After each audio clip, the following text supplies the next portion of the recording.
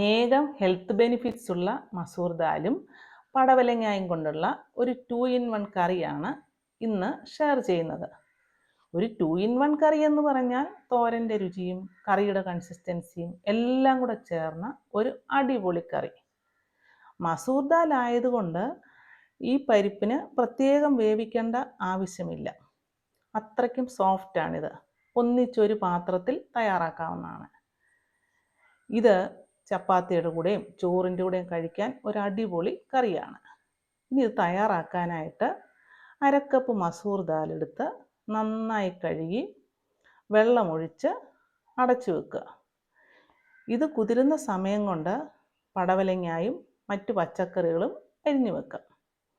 എന്നിട്ട് ഒരു പാനിൽ കുറച്ച് ഓയിൽ ഒഴിച്ചിട്ട് സബോളയോ അല്ലെങ്കിൽ ഷാലറ്റ്സോ അരിഞ്ഞതിടുക. കൂടെ 2 പച്ചമുളകും. അതിനുശേഷം അരിഞ്ഞു വെച്ചിരിക്കുന്ന പടവലങ്ങായും കൂടി ഇട്ട് 1 മിനിറ്റ് ഒന്ന് വഴറ്റുക. ഇങ്ങനെ വഴറ്റിയെടുക്കുന്നത് നല്ലതാണ്, ഈ കറിയുടെ ടേസ്റ്റ് കൂട്ടും.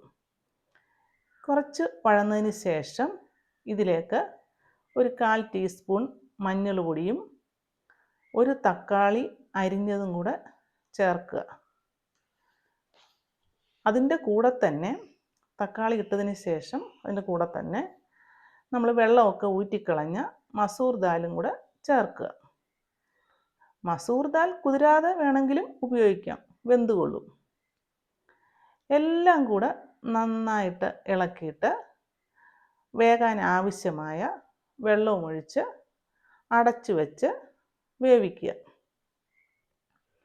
കൂടുതൽ വെള്ളം ഇവിടെ ഒഴിക്കേണ്ട ആവശ്യമില്ല, കാരണം തേങ്ങയൊക്കെ അരച്ച് ചേർക്കുമ്പോൾ കൂടുതൽ ലൂസാവും.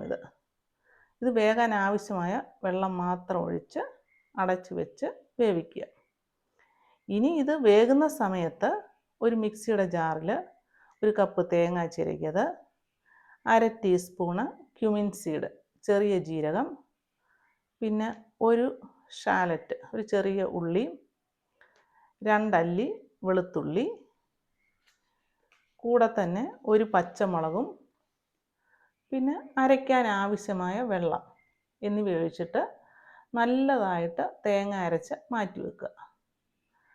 ഇനിയും നമ്മൾ പടവലങ്ങയുടെ അടപ്പൊക്കെ തുറന്ന് നോക്കിയിട്ട് വെന്തോ എന്ന് ചെക്ക് ചെയ്യുക. ആവശ്യമെങ്കിൽ കുറച്ച് വെള്ളം കൂടെ ഒഴിച്ച് ഒന്നുകൂടെ വേവിക്കണം. കൂടെ കുറച്ച് ഉപ്പും കറിവേപ്പിലയും കൂടി ഇടുക. എന്നിട്ട് എല്ലാം കൂടെ ഒന്ന് ഇളക്കി അടച്ച് വെച്ച് വീണ്ടും വേവിക്കാൻ വെക്കുക. കുറച്ച് കഴിയുമ്പോൾ നമ്മളിത് തുറന്ന് നോക്കണം. തുറന്ന് നോക്കുമ്പോൾ പരിപ്പും പടവലങ്ങായും എല്ലാം വെന്ത് വന്നിട്ടുണ്ട്. ഒത്തിരി വെന്ത് പോകാതിരിക്കുന്നതാണ് നല്ലത്. അതുകൊണ്ടാണ് ഞാനിത് കുക്കറിൽ വെക്കാഞ്ഞത്. അധികം വേകാതെ ഒത്തിരി അങ്ങ് വെന്തുടയാതിരിക്കുന്നതാണ് നല്ലത്. ഇപ്പോഴിത് ആവശ്യത്തിനെല്ലാം വെന്ത് വന്നിട്ടുണ്ട്. ഇനി ഇതിലേക്ക് നമ്മൾ അരച്ച് വെച്ച തേങ്ങയുടെ അരപ്പിടുക. തേങ്ങയുടെ അരപ്പിട്ടിട്ട് നന്നായിട്ട് മിക്സ് ചെയ്യുക. എന്നിട്ട് നമുക്ക് നമ്മുടെ കൺസിസ്റ്റൻസി അനുസരിച്ച് ആവശ്യത്തിന് വെള്ളം ഒഴിക്കുക. മിക്സിയുടെ ജാറ് കഴുകി കുറച്ച് വെള്ളം വേണേൽ ഒഴിക്കാനായിട്ട് വെക്കും.